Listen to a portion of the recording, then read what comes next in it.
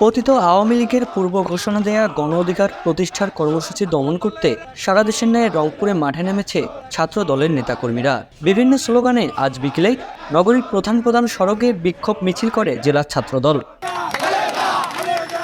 এ সময় বক্তারা আওয়ামী লীগ, ছাত্রলীগ সহ অঙ্গ সংগঠনের নেতাকর্মীদের কঠোর হুঁশিয়ারি দেন।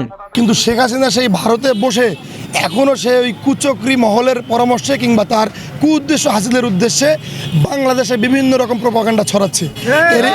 এরই ধারাবাহিকতায় গতকালকে বা গত পরশুদিন আমরা সামাজিক যোগাযোগ মাধ্যমের দরুনে একটি কল রেকর্ড আমাদের দৃষ্টিগোচর হয়েছে। সেখানে ব্যাপারটা এরকম ছিল যে তোমরা ট্রাম্পের ছবি ছাপাও, ডোনাল্ড ট্রাম্প আমেরিকার প্রেসিডেন্ট নির্বাচিত হয়েছে, সেই ট্রাম্পের ছবিতে তোমরা হামলা করো, তোমরা ভিডিও করো, আমি সেটা ডোনাল্ড ট্রাম্পের কাছে সুন্দর করে পাঠাবো, আর ডোনাল্ড ট্রাম্প সাহেব শেখ হাসিনাকে বাংলাদেশের মসনদে এসে বসিয়ে দেবে। এই দিবা স্বপ্ন শেখ হাসিনা দেখে, শেখ হাসিনা ওয়াজেদ আপনি দিবা স্বপ্নের মধ্যে আছেন। সারা বাংলাদেশের 64টি জেলার কোনো জায়গাতে আওয়ামী লীগ, যুবলীগ, ছাত্রলীগের কোনো অবস্থান না।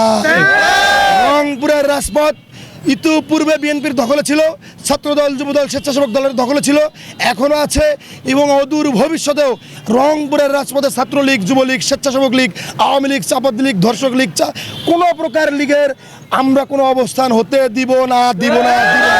যে আওয়ামী লীগ এবং তাদের কিছু এজেন্ডা বাস্তবায়নের ক্ষেত্রে কিছু লোকজন বা কিছু কর্মী, তাদের সমর্থক, তারা বিভিন্ন জায়গায় বিভিন্নভাবে প্রোপাগান্ডা ছড়াচ্ছে যে তারা আবার রাজপথে আসবে, বাংলাদেশে আসবে এবং বাংলাদেশের ক্ষমতা তারা আবার শেখ হাসিনাতে তুলে দেবে। তারই আর কি ধারাবাহিকতায় যে এই সরকার, শেখ হাসিনা অবৈধ সরকার এই একটা সময় 15-16 বছর দেশের মানুষের উপর যে নির্যাতন করেছে, তাদেরকে এই যে 24-এর গণ অভ্যুত্থানের মাধ্যমে যে আমরা মনে করেন তাদের পতন ঘটিয়ে দেশ ছাড়া করেছি, সেই তারা যেন আবার দেশে ফিরে এসে আগের মতো নির্যাতন, গুম, খুন, মানে অত্যাচার যেসব মানুষের উপর করেছে তারা যেন সেসব না করতে পারে, তার প্রতিবাদেই আমরা আজকের বিক্ষোভ মিছিল করেছি, যে তারা যেন কোনো রাজপথে দাঁড়াতে না পারে। কালীন আমরা এই হাসিনা দোসর আওয়ামী লীগ বরাবর সেটা কুক্ষিগত করে রেখে আমরা আসলে স্বাধীনতা অর্জন করেও আমরা স্বাধীন ছিলাম না।